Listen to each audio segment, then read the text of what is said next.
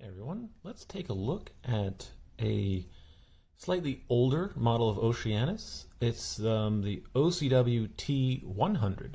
I'm not exactly sure when this came out, but I believe in the early 2010s, maybe 2010 through 14 or something like that.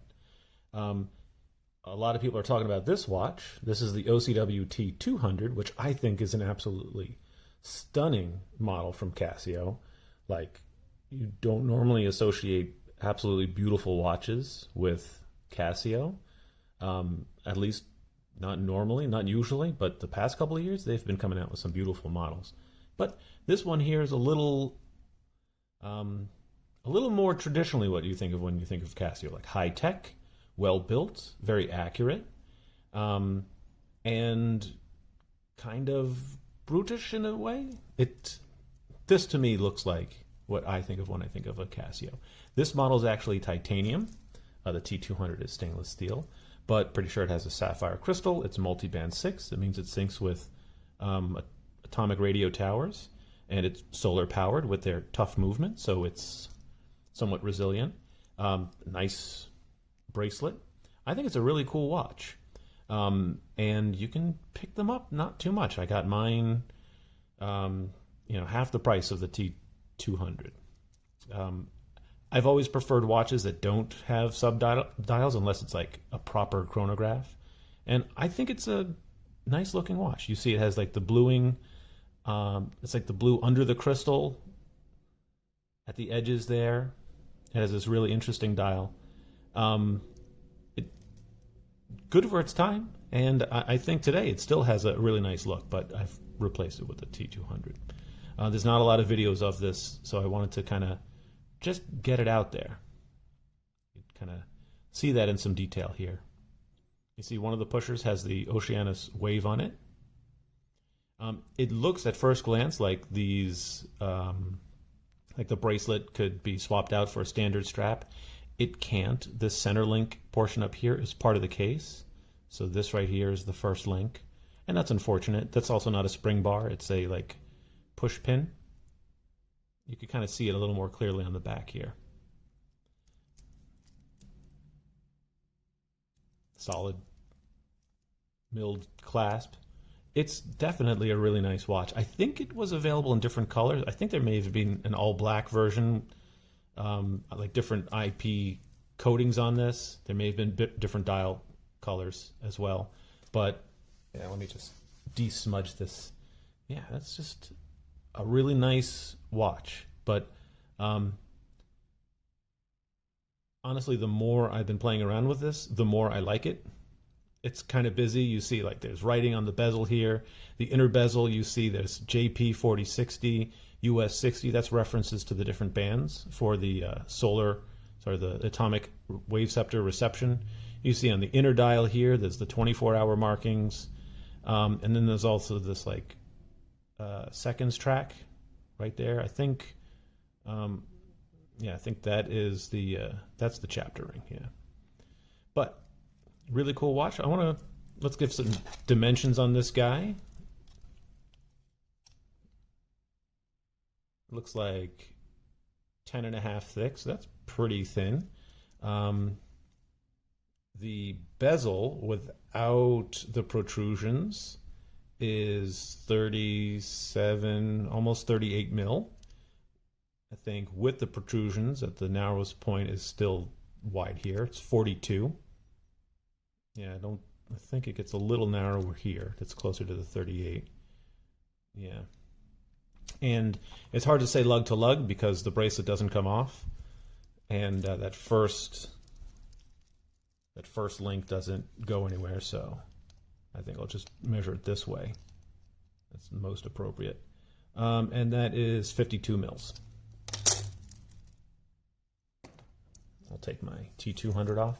Unfortunately, when I got this watch, it's a little too short for me. I think I'd need an extra link to get it to fit.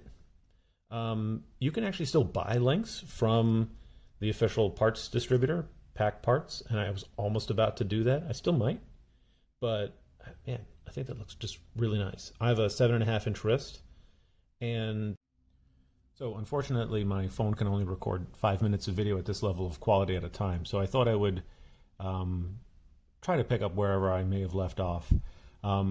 Yeah, it's a really beautiful watch, a modern kind of high-tech beautiful watch. But I really think once you start looking at it up close, you can see it's impressive what Casio is capable of. Yeah, so in its functionality, this is normal time-telling mode. This button does nothing. This button will tell you what time zone you're in, and then it'll tell you whether daylight saving time is on, to go back. Pressing this button right here will go to N or Y. That tells you whether it's synced last night to the atomic time, and it goes back. If I press and hold this button, I can kind of force it to synchronize. So if I press this, I'll say N, and then it'll go to R. It'll be on R for like a minute.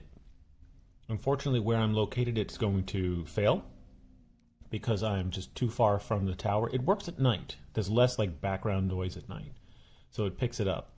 The watch will attempt to synchronize automatically at night at like midnight, 1 a.m., 2 a.m., up to like 4 or 5 a.m. If it succeeds, it stops trying. Yeah, it'll try a couple of times throughout the night when it's quietest. There's recommendations on exactly how to place it by the window. I think it's this side. It might be this side, like face towards where the radio tower is. If I just leave it by the windowsill that's closest, that's pointing towards like Colorado, where I know the Fort Collins tower is. I think it's Fort Collins, yeah. Then it does work overnight. So now it went around to end. That means it failed. And that's kind of what I expected. But at night it works. So this is normal time-telling mode. This button here brings you into the other mode, which is basically like a world time mode. So it's now pointing to NYC time zone. But if I press this and I go to SCL, oh man, where is that? Where is SCL? I don't know what that city is. But, oh, that's probably the same time zone because the hands didn't move. If I go again, that's Rio de Janeiro. And you see the hands kind of move automatically. I always love that. Like quartz watches that are high-tech and modern, that have like full independent motorized control. You just gotta love it.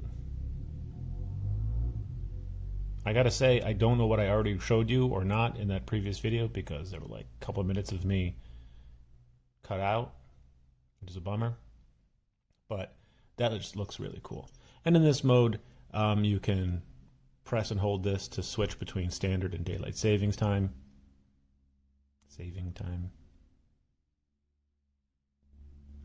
So it's sort of like a world time mode. And when you pick a time zone that you like, you press and hold this button to kind of like cement it, and now you're back in time telling mode. And whatever time zone you picked, which you can kind of just spotlight there quickly, that is the frequency it's going to attempt to synchronize at night. So it's going to attempt to use the UK frequencies, which I'm not anywhere near, so it'll fail tonight. So if I go back to here and I kind of select the time zone that I'm in. So you can go in this mode and just play just to see temporarily like what time it is in other places in the world. But if you want to actually select it and do that, you can set the time manually. Like you press and hold this button in time telling mode, and you can adjust you can calibrate the hands. They get misaligned eventually. But I'm not going to do that in this video. That's in the menu. You only have to do that like after many years. So actually, when the hands move forward, they kind of move quickly. When they move in reverse, it's much slower. So you kind of see that now. It does handle the date window, and it's a perpetual calendar as well once it's set, so that's pretty cool. I'm almost up on again another 5 minutes, so I'll have to re-record. All right, there we go. Pretty cool. Cool, it's at that. Let's say that's the time we want. I'm going to press and hold that.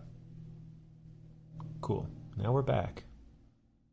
And that is an absolutely beautiful, smudgy watch.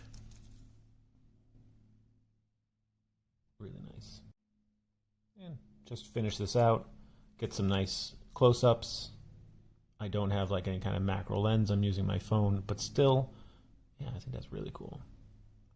Once you see that sapphire crystal in that blue, pretty cool. Easy to use once you get a hang of it, pretty functional, well built, it's really nice and lightweight.